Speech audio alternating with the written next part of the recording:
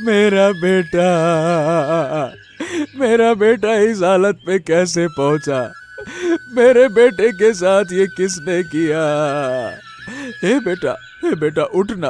पापा पापा बोलना, बोलना, मैं यहाँ बैठा हूँ। मैं तुम्हारी हर बात मानूंगा, सब कुछ ले आऊंगा। बस उठ जा बेटा, उठ जा बेटा। हमारे बेटे को हमसे किसने छीन लिया? मेरे छोटे से बेटे ने उनका क्या बिगाड़ा था जो उन्होंने मेरे बेटे के साथ ऐसा किया? पता नहीं मेरा बेटा कितने दर्द में मरा, मरते वक्त कितना तड़पा होगा। हाय रे मेरा बेटा, मेरा बेटा। बेटा तुम मुझे छोड़कर चले गए, कहाँ चले गए? नहीं जा सकते, वापस आ जाओ, वापस आ जाओ। मेरा इकलौता बच्चा जिसने मेरी गोद सूनी की है, उसे मैं नहीं छोड़ूंगी। वो इंसान नहीं, जानवर है। इतने छोटे बच्चे को मारने में भी जरा संकोच नहीं हुआ। रो मत, रो मत। अगर मुझे वो जानवर मिल गया ना तो मैं उसे मार डालूंगा।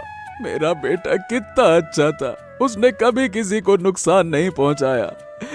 देखो गांव वालों, देखो।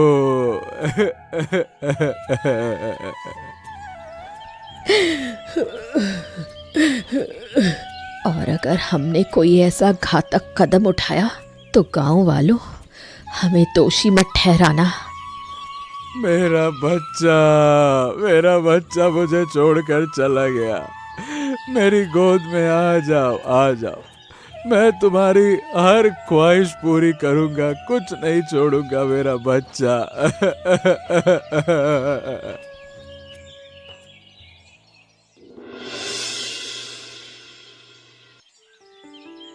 कैलाश और आराध्या के बेटे की जहर के कारण मृत्यु हो गई। कैलाश और आराध्या के बेटे की मौत का असली कारण उनके बेटे के दोस्त रिशान को पता है। बताओ बच्चे, बताओ रिशान, क्या आप नहीं चाहते कि आपके दोस्त के असली कातिल को ढूंढकर सजा दें? जो कुछ भी आप जानते हो बताओ। मैं तो चाहता हूँ बुआ कि मेरे दोस्त को मारने वाले को सजा मिले। उसके अलावा इस गांव में मेरा कोई भी दोस्त नहीं था। इस बार मैं किसके साथ जाऊंगा? तो फिर हमें वो सब बताओ जो तुम जानते हो, जो तुमने देखा। मैं तुमसे वादा करती हूँ, हम तुम्हारे दोस्त के कातिल को जरूर सजा देंगे। आंटी, जब दोपहर में रुद्र खेल रहा था ना, देवाशीष बाबू आए और उसे रोटी देते हुए बोले, दोपहर हो गई है, रोटी खा ले, इससे तेरा पेट भर जाएगा। ओ, देवाशीष बाबू। पर देवाशीष बाबू ऐसा क्यों करेंगे? हमने देवाशीष बाबू को तो कभी नुकसान नहीं पहुंचाया। अब ये तो मुझे नहीं पता। उन्होंने मुझे भी दिया था पर मैंने नहीं खाया। रुद्र ने मुझसे पहले खा लिया। रुद्र ने खाया और फिर घर आ गया और उसके बाद तभी ये सब कुछ हुआ। अब सब साफ हो गया है। देवाशीष बाबू ही इसके लिए जिम्मेदार है। देवाशीष बाबू ने उस रोटी में जहर मिलाकर मेरे बेटे को खिला दिया। मुझे तो आराध्या समझ ही नहीं आ रहा कि देवाशीष बाबू ऐसा करेंगे क्यों? उसने ऐसा क्यों किया, किस लिए किया? अगर हम देवाशीष बाबू को पकड़ ले तो सब पता चल जाएगा। चलो हम अभी देवाशीष बाबू के पास चलते हैं। अरे मुझे नहीं लगता कि देवाशीष बाबू के पास जाने से कोई फायदा होगा। अरे हम ठहरे गरीब लोग, हमारे पास पैसे की ताकत है नहीं। देवाशीष बाबू के पास में पैसे की ताकत है। क्या गरीब होने का मतलब है कि जिंदगी की कोई कीमत नहीं? क्या अमीरों की जिंदगी गरीबों की जिंदगी से ज्यादा कीमती है? कहे तो तुम सही रही हो आराध्या। बच्चा तो हमारा मरा है और उसे जिसने मारा है, चाहे वो देवाशीष हो या किसी का और का आशीष हो, सजा तो भुगतनी पड़ेगी। चलो हम चलते हैं। शुक्रिया बच्चे। रिशान बेटा, बहुत अच्छे, बहुत अच्छे।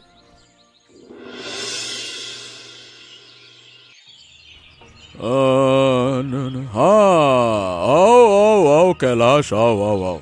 और भाई, तुम्हारी मानसिक हालत अभी ठीक नहीं है। सुना है तुम्हारा बेटा मर गया। अरे कितने बड़े डरामेबाज हो, नौटंकीबाज हो, कुछ समझ नहीं आता है क्या? है मेरे बेटे को जहर देकर मार डाला और मुझ पर अब हमदर्दी जता रहे हो, जैसे कितने बड़े मेरे रिश्तेदार हो। अरे अरे अरे अरे, ये क्या बात कर रहे हो तुम कैलाश? मैं तुम्हारे बेटे को जहर क्यों दूंगा? क्या उसे मारने से मेरा कोई फायदा होने वाला था क्या, जो मैं उसे मारूंगा? यही मुझे पता चला है। तुमने मेरे बेटे को खाना क्यों खिलाया? तुम्हारा इससे कोई मतलब नहीं। क्यों तुम मेरे बेटे के पीछे पड़े हो? बताओ, तुमने उस लड़के को क्यों मारा? अरे अरे, तुम लोग तो हद पार कर रहे हो। क्या मैं जबरदस्ती ये सब बर्दाश्त करूंगा? बिल्कुल नहीं। अरे बर्दाश्त करो या न करो, हम तो तुम्हें खत्म करने आए हैं। हमारी गोद खाली कर दी, हमारे बच्चे को मार डाला। फालतू की बात मत करो। अब तुम मुझ पर गलत इल्जाम लगा रहे हो ताकि तुम मुझसे पैसे ऐंठ सको। यही तुम्हारा धंधा है ना? बेटा मरा तो पैसे ऐंठो, क्यों? चुप हो जाओ, चुप हो जाओ। तुम कैसे सोच सकते हो कि हम अपने मरे हुए बेटे का धंधा करेंगे? तुम्हारी सोच कितनी घटिया हो चुकी है। देखो, मेरे खिलाफ जो आरोप लगा रहे हो उसका कोई सबूत या आधार नहीं है। फालतू की बातें मत करो। आपको क्या लगता है कि हमने बिना सबूत के आप पर आरोप लगाए हैं? अगर सबूत नहीं होते तो हमें कभी पता ही नहीं चलता कि आप इसके पीछे हैं। बस बहुत हो गया फालतू की बातें। आधार नहीं है, सबूत नहीं है और आरोप लगाए जा रहे हैं। अब अगर एक और बेवकूफी भरी बातें की तो मैं उठा के पुलिस के हवाले कर दूंगा। नौटंकी बाज कहीं के। तो आप अमीर आदमी है। अमीर लोगों में खूबी होती है, हम में नहीं। मैं फिर से कहता हूँ, पूरे सम्मान के साथ यहाँ चली जाओ। तुम्हारा बेटा मरा है, इसीलिए मैं ज्यादा नुकसान और नहीं करना चाहता तुम्हारा, वरना तुम्हारी हालत भी तुम्हारे बेटे जैसे हो जाएगी। और आगे से ध्यान रखना, फिर कभी शिकायत करने की सोचना भी मत। फालतू की बात करते हैं, जाओ।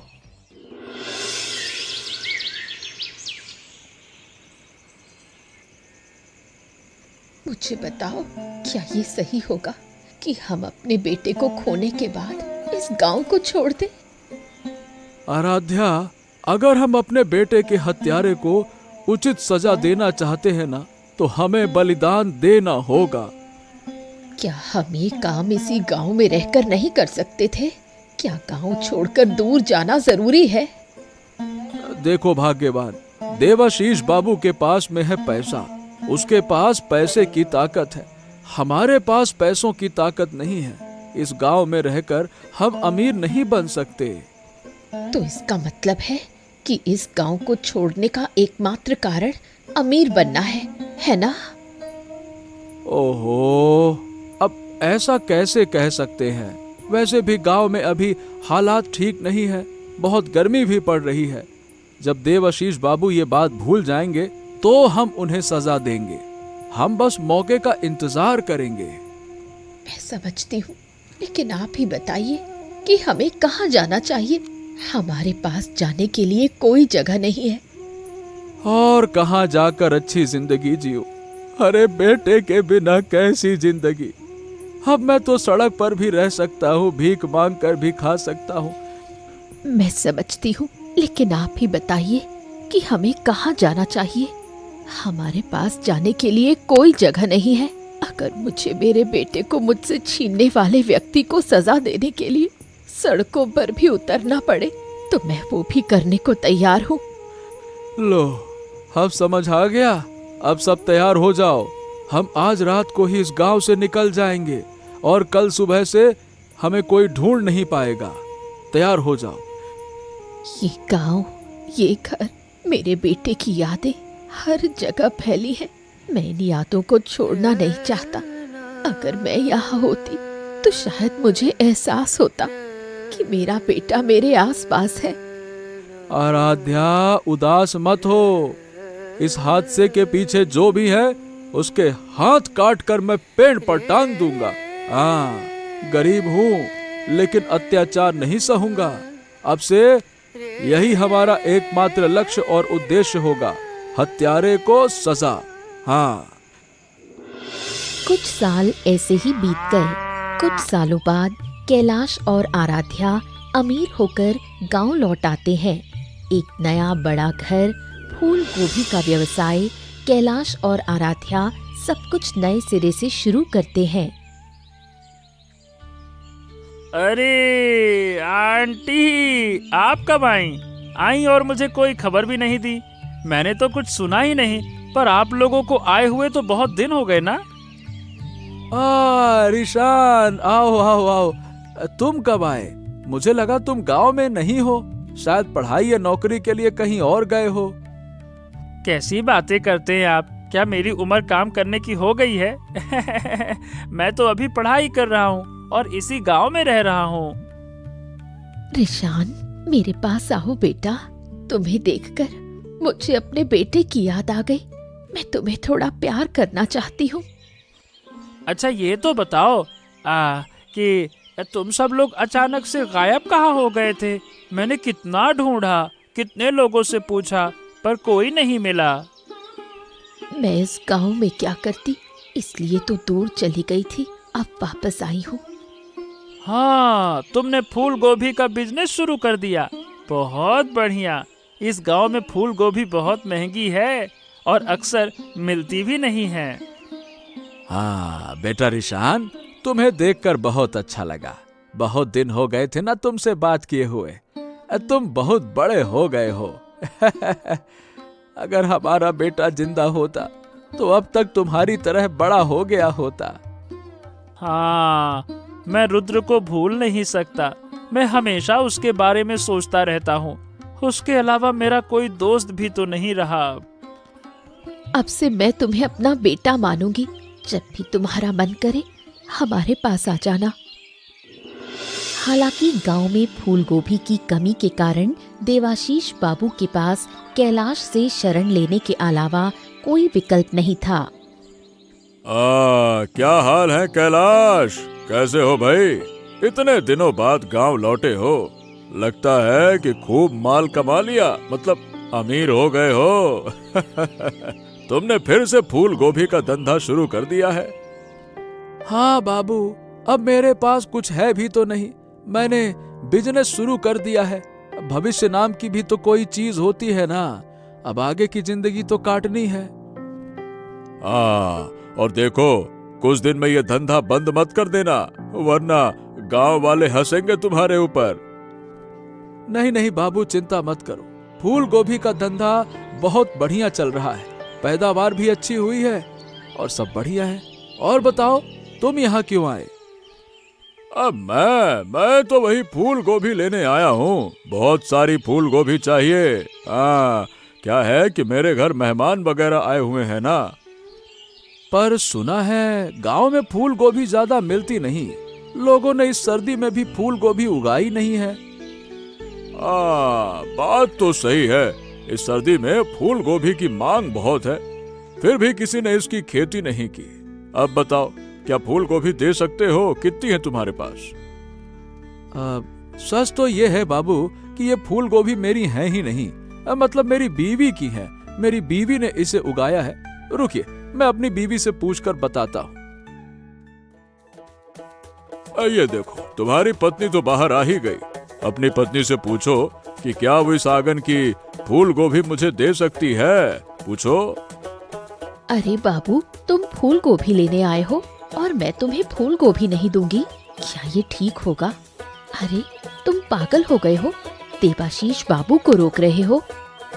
अब मैंने मना नहीं किया था बाबू। मैंने कहा था ना कि ये फूल गोभी मेरी बीवी की है।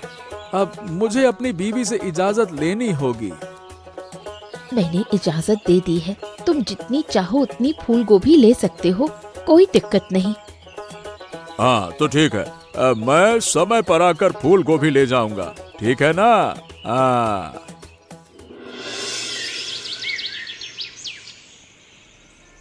देखा, फूल गोभी उगाना कितना बढ़िया रहा। तुम फूल गोभी उगाना नहीं चाहते थे, इसी दिन के लिए मैंने फूल गोभी उगाने पर खुद को मजबूर किया था। हाँ, अब बताओ क्या करना है? इस फूल गोभी का क्या होगा? हम फूल गोभी में जहर मिलाकर गांव वालों को तो नहीं दे सकते, वरना गांव वाले मर जाएंगे ना। ये बात मेरे दिमाग में पहले ही आ चुकी है और मैंने प्लान भी सोच लिया है। क्या तुमने सोचा था? बिल्कुल नहीं ना। हाँ, तो अब क्या करेंगे ये बताओ। सुनो, कल तुम और मैं शहर जाएंगे, शहर से केमिकल खरीदेंगे, फूल गोभी पर वो केमिकल लगाएंगे। अरे, अगर तुम ऐसा करोगी तो गांव वालों को नुकसान हो जाएगा। हमें गांव वालों से दुश्मनी थोड़ी ना है। गांव वालों को नुकसान होगा, लेकिन कोई मरेगा नहीं। अगर जरा भी नुकसान हुआ तो सब देवाशीष बाबू को ही दोषी ठहराएंगे। हम यही चाहते हैं, देवाशीष बाबू जहां बैठे हैं वहां से उतार दिए जाएं। ये अच्छा आइडिया है। अब यही करना है।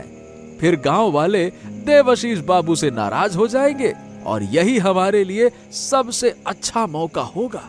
हाँ, तो अब तुम अच्छी तरह समझ गए, हमें यही करना है और उस मेहमान के आने से पहले हमें ये काम जल्दी से पूरा करना है। उम्मीद है कि रिशान की मदद जरूर होगी। रिशान को इसके लिए इस्तेमाल करना होगा, फिर हमारा काम जल्दी हो जाएगा और हम कल ही शहर के लिए निकल जाएंगे। ये ठीक रहेगा। ठीक है, बस अब सब कुछ तैयार कर लो। मैं कल शहर जाऊंगी और अगले दिन ये केमिकल लेकर गांव लौटना है। अरे भाग्यवान, आखिरकार मुझे उनकी तरफ मुड़ना ही पड़ा। अब ये चेहरा कैसे दिखाऊं? अरे, कुछ साल पहले उन्होंने क्या क्या कहा था, भूल गई क्या? मैं कुछ भी नहीं भूली, लेकिन हमें उनकी मदद लेनी पड़ेगी। हमारे पास और कोई विकल्प नहीं। इसीलिए तो मुझे इतनी सारी चीजें करनी पड़ी। देखना ये है कि वो उस घटना को भूल गए हैं या नहीं। और मुझे लगता है कि वो भूल ही गए हैं कि उन्होंने मुझसे कितनी अच्छी अच्छी मीठी मीठी बातें की थी। सुनो, एक बात कहूंगी, बच्चे का जाना कोई कभी नहीं भूल सकता, चाहे कितने भी साल बीत गए हो सकता है भूलने का नाटक कर रहे हो। हाँ हाँ हाँ, हो सकता है कि बात यही हो, लेकिन अब उनके पास पैसों की कमी नहीं है। उनके पास हमसे बड़ा घर है और पैसा अब उनके हाथ की मिट्टी है। छोड़ो वो सब, अब तुम इस गांव में एक सम्मानित व्यक्ति हो, तुम्हारी जगह कोई नहीं ले सकता। बस तुम चाहे कितने भी बड़े हो जाओ, कितने भी अमीर हो जाओ और फूल गोभी का बिजनेस शुरू कर लो, मेरी जगह कोई नहीं ले सकता। चलो अब ये सब छोड़ो, अब बताओ कल निमंत्रण के साथ सब ठीक रहेगा? सब ठीक है, ठीक है, चिंता मत करो। अब देखते हैं क्या होता है। कल लोग मेरी ज्यादा इज्जत करने लगेंगे, देखना। आप समझते हैं कि हमें समय समय पर गांव वालों के लिए एक दो कार्यक्रम आयोजित करने पड़ते हैं, तब गांव वाले हमारे बारे में अच्छा सोचेंगे और हमसे प्यार करेंगे। हाँ ठीक है, पर कैलाश वाली बात मेरे दिमाग से निकल नहीं रही है। मुझे समझ नहीं आ रहा ये वो क्या करने की कोशिश कर रहा है। देवाशीष बाबू के घर पर निमंत्रण खाने के बाद गांव के लोग धीरे धीरे बीमार पड़ने लगे। सभी को एहसास हुआ कि इस बीमारी का मुख्य कारण निमंत्रण है। तब गांव में हर कोई देवाशीष बाबू को दोष देना शुरू कर देता है। अरे अरे अरे अरे, मैंने तो कभी सोचा भी नहीं था कि ऐसा होगा। मैंने गांव वालों के लिए ठीक से खाना बनाया, अब बताओ भला मैंने कितना खर्चा किया और अब गांव वाले मुझे ही दोष दे रहे हैं। मुझे एक बात समझ नहीं आ रही, इस आयोजन में खाने में सब कुछ ठीक था, फिर खाना खाने के बाद लोग बीमार क्यों पड़े? मुझे तो वो नहीं मिल रहा। वैसे ये भी सच है कि नेमतन्ना का खाना खाकर गांव के लोग बीमार पड़ गए हैं। खाना खाने के बाद अगर लोग बीमार हुए तो दोष तो आप ही को देंगे। हमें पता लगाना होगा कि इस बीमारी का कारण क्या है। अब ऐसा तो नहीं है कि कैलाश ने कुछ किया हो, है ना? उसके आने से पहले सब ठीक था और हर महीने सबको खाना खिलाता था। मुझे भी थोड़ा शक है। हम उसके घर से फूल गोभी लाए थे, उसने फूल गोभी में कोई मिलावट तो नहीं की? दे तो सकते हैं, शायद अभी तक उसका गुस्सा हम पर शांत नहीं हुआ, इसीलिए उन्होंने हमें परेशान करने के लिए ये सब किया होगा। लेकिन फूल गोभी में ऐसा क्या है जो गांव वालों को बीमार कर रहा है? कैलाश ऐसा आदमी नहीं है जो हमें फंसाने के लिए गांव वालों को नुकसान पहुंचाए। अब मुझे नहीं पता, मुझे कुछ नहीं पता। बस दुख की बात यह है कि गांव वाले मुझे ही दोषी ठहरा रहे हैं।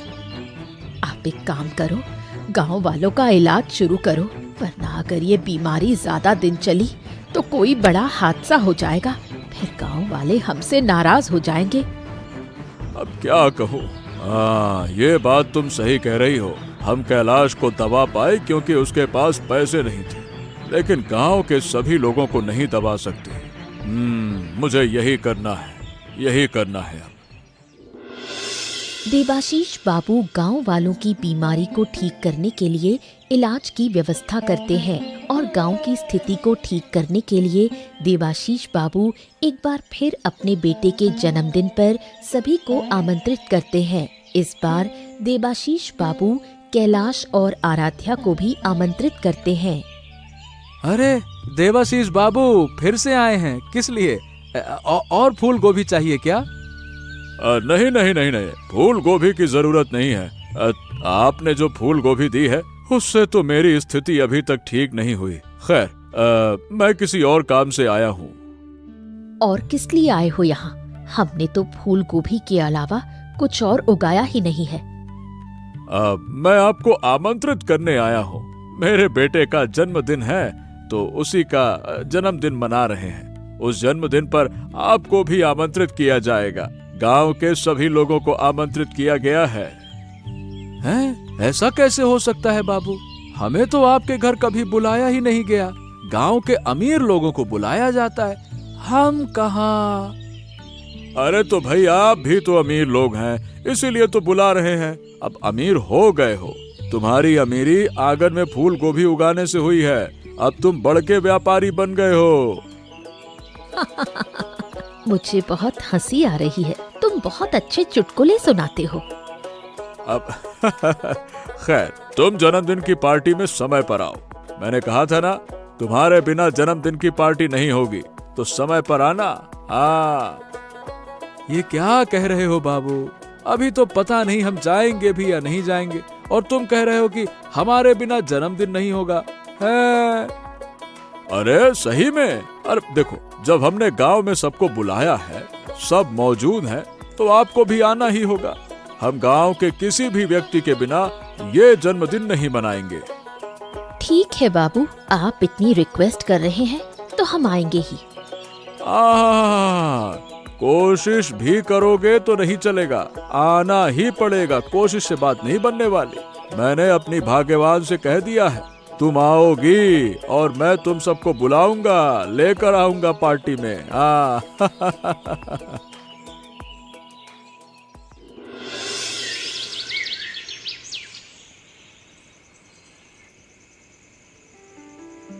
पैसों में कितनी ताकत होती है।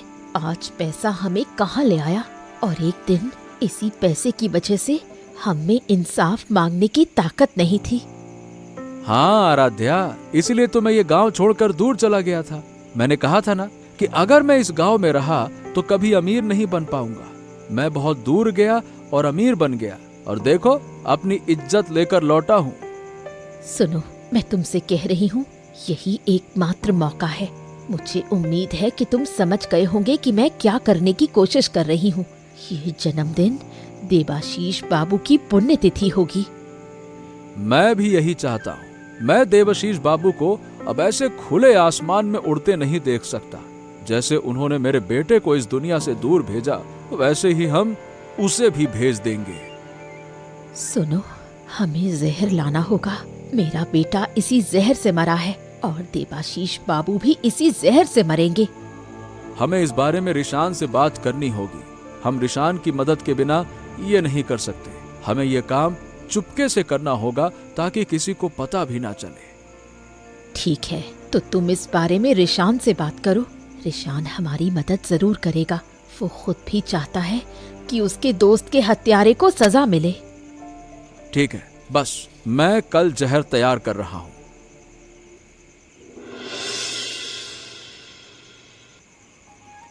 कैलाश और आराध्या, तुम आ गए।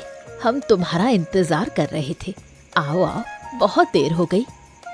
अरे क्या करूं, अब घर पर इतना बड़ा काम है, आप तो समझती हैं। काम निपटाने में देर हो गई। अब देखिए, अब क्या है कि बाबू ने कहा था आना है, तो देखिए हम आ गए।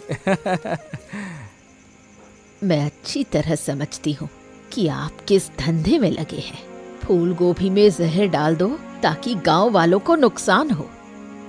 जहर मिलाने से सिर्फ गांव वालों को ही नुकसान होता है ना? आप बच जाते हैं और हम जैसे बेचारे लोगों को नुकसान हो जाता है। ये वो जहर है जो सिर्फ तुम्हें ही नहीं, गांव वालों को भी नुकसान पहुंचाता है। ये हम जैसे गरीबों के बच्चों को भी छीन लेता है। उम्मीद है तुम मेरी बात समझ गई होगी। बाबू, तुम्हें मेरे साथ थोड़ी देर के लिए बाहर आना होगा। एक समस्या है। अगर समस्या का समाधान नहीं हुआ तो जन्मदिन की पार्टी ठीक से नहीं हो पाएगी। आओ, तुम मेरे साथ चलो। खैर, तुमने जो किया वो ठीक नहीं था। हमें फंसाकर तुमने गांव वालों का नुकसान किया, पर सोचो हमारा तो कुछ नहीं बिगड़ा।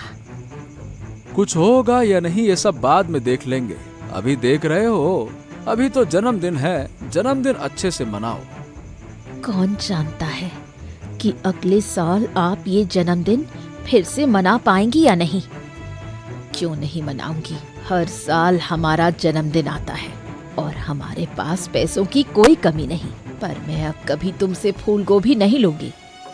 अब तुम्हें हमसे फूल गोभी खरीदने की जरूरत भी नहीं पड़ेगी, क्योंकि अब तुम्हारी सोच बिल्कुल बदल जाएगी और हम फूल गोभी का धंधा बंद कर देंगे। क्या तुम मुझसे बहस करने आई हो? तुमने हमें यहाँ बेइज्जत करने के लिए बुलाया है क्या? एक बात याद रखना, हम तुमसे कम नहीं हैं। अब हम गरीब नहीं रहे कि तुम जब चाहो हमें कुछ भी कर सको, समझे?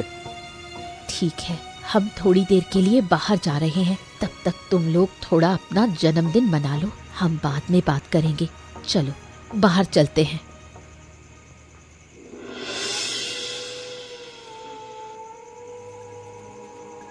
अब कैलाश मेरी बात मान। ये अच्छी बात नहीं है।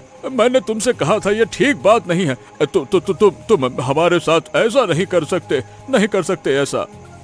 क्यों नहीं कर सकते? क्या तुम्हारे दिमाग में ये बात आती है कि क्या सही है और क्या गलत? अगर आती तो तुम मेरे छोटे से बच्चे को जहर नहीं देते। देखो मेरा ऐसा कोई इरादा नहीं था। ये मैंने ही किया था। मेरी तुमसे कोई दुश्मनी नहीं थी। तो बताओ, तुमने मेरे छोटे से बेटे को क्यों मारा? किस लिए? मैं सच में जानना चाहती हूँ। अब इस गांव के कुछ किसान मेरे लिए काम करते हैं। सब जानते हैं कि मैं एक अच्छा इंसान हूँ। मैंने किसानों पर अत्याचार किया। आपके बेटे ने वो अत्याचार देखा है, इसीलिए मेरे पास आपके बेटे को मारने के अलावा कोई चारा नहीं था। बस वो गलती हो गई, मुझसे गलती हो गई। छी छी छी छी छी। अरे तू जानवर है या इंसान है? अपनी गलती छुपाने के लिए तूने एक और बड़ा गुनाह कर दिया। तूने हमारी गोद खाली कर दी। अरे मैं तो कहता हूँ इस जानवर से बात करने का मतलब क्या है? आंटी, इसे जिंदा रखना ठीक नहीं है। मैं कहता हूँ कि ये अपने बेटे के जन्मदिन पर ही मर जाए। हाँ। नहीं, ऐसा मत करो। मुझे माफ कर दो। मुझे अपनी गलती का एहसास हो गया है। देखो, बस एक बार माफ कर दो ना, जाने दो ना। क्या तुम्हें गलती समझ में आई? क्या तुम मुझसे माफी मांग रहे हो? अगर मैं तुम्हें माफ कर दूं तो क्या तुम मेरे बेटे को मेरे पास ले आओगे? बताओ। बिल्कुल नहीं ला सकते, बिल्कुल नहीं। वो चला गया। बिल्कुल सही, हम किसी को मेरे बेटे के पास भेज रहे हैं ताकि वो अकेला ना रहे। तुम वहाँ खड़े खड़े क्या देख रहे हो? अब तुम इसे वही दर्द दो जिस दर्द से मेरे बेटे की मौत हुई थी।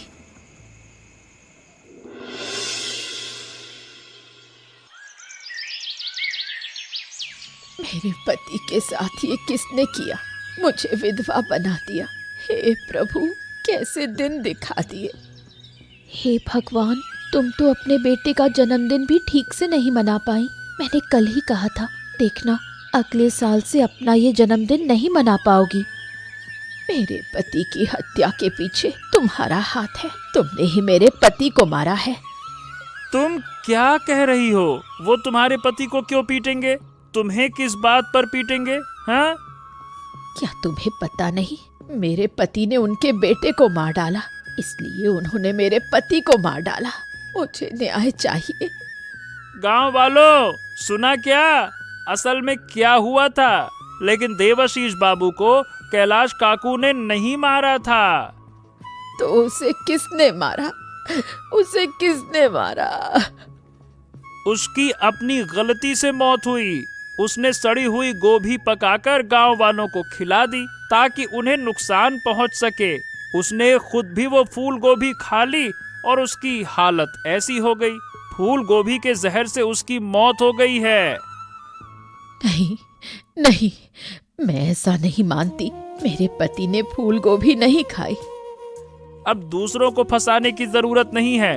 मैंने अपनी आंखों से देखा है कि तुम्हारे पति ने फूल गोभी खाई थी। अगर गांव वालों का इलाज ना होता तो उनकी भी यही हालत होती। दरअसल देवाशीष बाबू एक दरिंदा है। उसके अंदर इंसानी जान की कोई कीमत नहीं, इसलिए वो गांव वालों को सड़ी हुई फूल गोभी खिलाना चाहता था। ओ, अब भी सुधर जाओ, वरना आगे चलकर तुम्हारा भी यही हाल होगा। चलो सब लोग, इस बुरे आदमी को श्रद्धांजलि देने के लिए किसी के पास समय नहीं है। अपना अपना काम करो, चलो। फिर कैलाश और आराध्या अपने आंगन में फूल गोभी के खेत को पूरी तरह से नष्ट कर देते हैं ताकि गांव में कोई और उस हानिकारक फूल गोभी को ना खा सके। खैर, हमें हमारा लक्ष्य मिल गया, हमारा उद्देश्य पूरा हो गया। मेरे बेटे की आत्मा को आज शांति मिली है। हमने उसके कातिल को दुनिया से मिटा दिया। सब तुम्हारी वजह से हुआ, वरना हम ये काम कभी नहीं कर पाते। अमीर होने के बाद भी इस फूल गोभी की खेती का ख्याल मेरे मन में कभी नहीं आया। हमने अपना बदला ले लिया है। इस बार हम ये गांव छोड़कर फिर से बहुत दूर चले जाएंगे। हम इस गांव में कभी वापस नहीं आएंगे। हाँ, तुम सही कह रही हो। जब भी हम इस गांव में होते हैं, उस लड़के की याद हमें हमेशा सताती रहती है। तो चलो, कल फिर से इस गांव से निकलकर कहीं दूर चलते हैं। हमें रिशान से थोड़ी देर के लिए मिलना है। वो लड़का मेरे बेटे जैसा है। मैं बदला लेने के लिए ही इस गांव में वापस आया हूँ। रिशान ने हमारे बदले में बहुत अहम भूमिका निभाई है। उसके बिना हमारा काम और भी मुश्किल हो जाता। ऐसी और रोचक कहानियाँ सुनने के लिए हमारे चैनल को सब्सक्राइब करना ना भूलें। तो बताओ दोस्तों, इस कहानी में मेरा दोस्त कैसे मारा गया?